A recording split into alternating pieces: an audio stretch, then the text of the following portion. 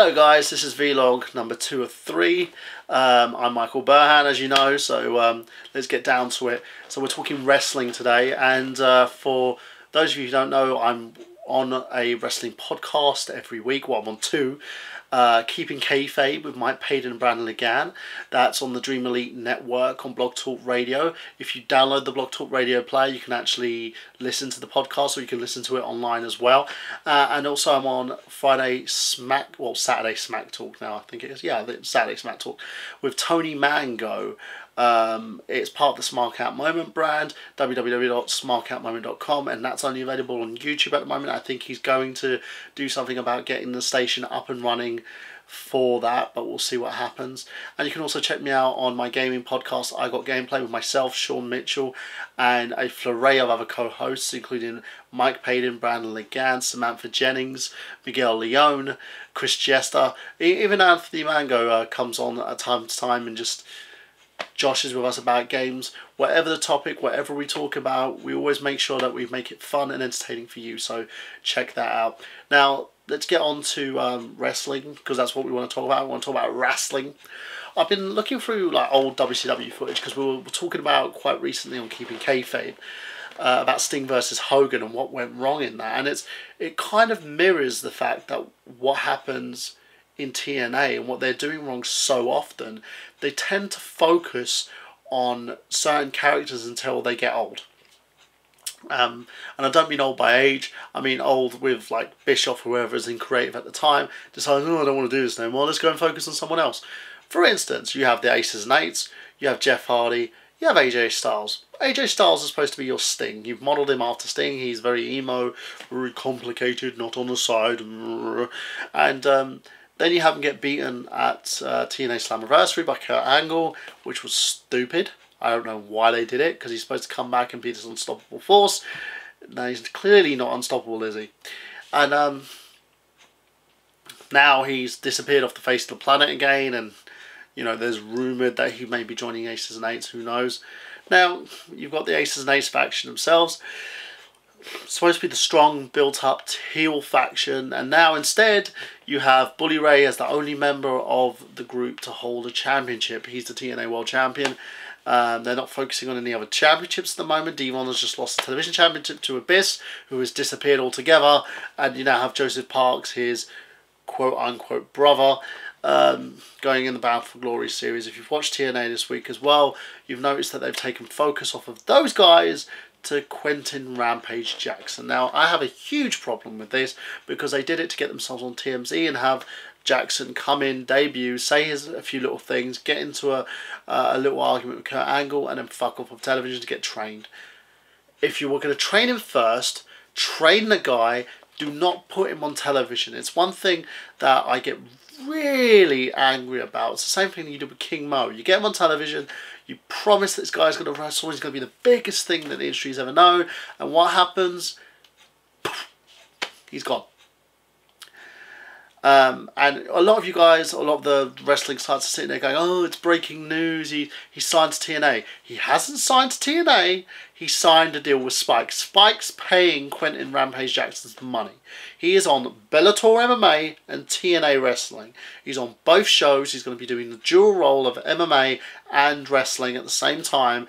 That's fine. I have no issue with that whatsoever. But get your facts right, okay, guys? Because in the end, it really annoys me when you sit there and try, oh, he's doing this. Research. You guys say your news sites, research it. Just saying. Now, the biggest thing that's pissed me off this week is Douglas Williams has been released from TNA. Think about this. You keep Rob Terry, the shit one, and you get rid of Douglas Williams, the guy who knows how to wrestle. I've been in the same locker room as Doug. I've seen him wrestle. I've trained with the guy. He's taught me and trained me at the FWA facility when that was up and running before. I think it's up and running again now, but it's got a different set of trainers. He has trained a slew of wrestlers that have come to the UK, from the UK to the US. And, excuse me, I think I'm coming out of a bit of a cold here. The one thing that really gets on my nerves is you guys sit there and you you take the guy who knows how to wrestle, who could be a big star in your company, who held your television championship and made the damn thing important for the first time ever, because everybody else made it look like a pile of shit because you didn't know what to do with it, and you get rid of him.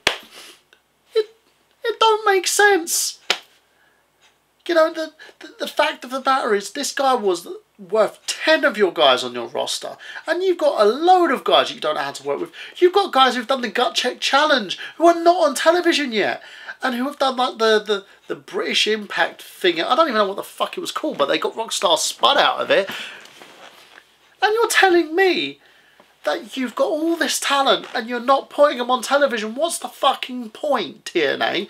What is the point, Dixie Carter? Can you explain to me why you've been sitting there with your... You've got all this talent sitting there and you're doing nothing with them. It makes no sense. I hate to be that angry guy on YouTube because I'm not this type of guy. But it really annoys me when it comes to wrestling. You guys seem to book yourself into a fucking corner and then sit there and think, well, it's not our fault. You know, obviously the fans are just being stupid. We know what we're doing.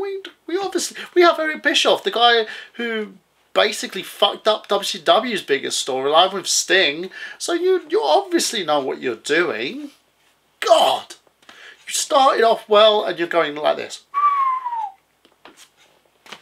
Now, as far as Doug Williams is concerned, he'll land on his feet. He'll work independently. He'll work the UK. He'll work anywhere. You know, he'll even go to Ring of Honor. He's one of those guys that I know will land on his feet. Hell, he'll go to Japan, right?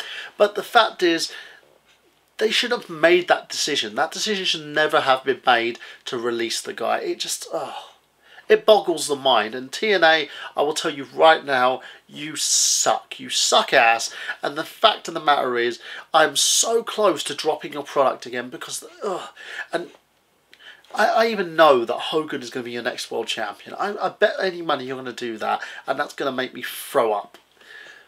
That's enough about that anyway, because it's just getting on my nerves. Let's talk a little bit about Chikara Pro. News has just made that it's been confirmed today that Chikara Pro has officially closed its doors. The company's no more. I don't know any specifications behind this, what happened. There hasn't been a statement released in regards to why this has happened, but Chikara Pro was always one of those products where it had great wrestling, very comedic characters, and it was something that was highly represented. Like the guy who does Botchamania, I believe his name's Matt, he always hyped Chikara in his videos, and it's a shame. Hopefully the characters from there will end up going on to Ring of Honor and you know, having a great career. They will land on their feet in one of the major promotions, and it's sad. And the thing you guys need to do to stop this from happening, please support independent wrestling. That's all you need to do. Support it.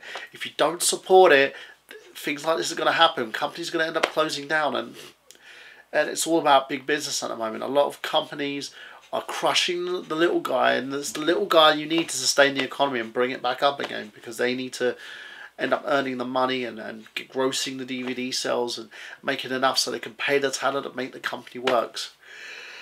Excuse me. I'm doing this rather late at night, by the way, because I've got my little ones here today, so they're sleeping, so I have to make sure that I do this before I end up doing the podcast later. So that's pretty much it. If there's any wrestling news that you guys want to talk about, let me know. I know there's something going on with Jack Swagger at the moment as well, in terms of the fact that he's out for I believe it's only a few weeks. We don't know what's happened, if it was just a small concussion or if he's out due to other reasons, but we'll see. That's pretty much it, ladies and gents, and I will see you again for my final vlog, number 3 of 3. That will be done hopefully by tomorrow. So I'll see you then, guys, and remember, if you're a fan of wrestling, you know, keep watching it and keep supporting it. So see you later, guys.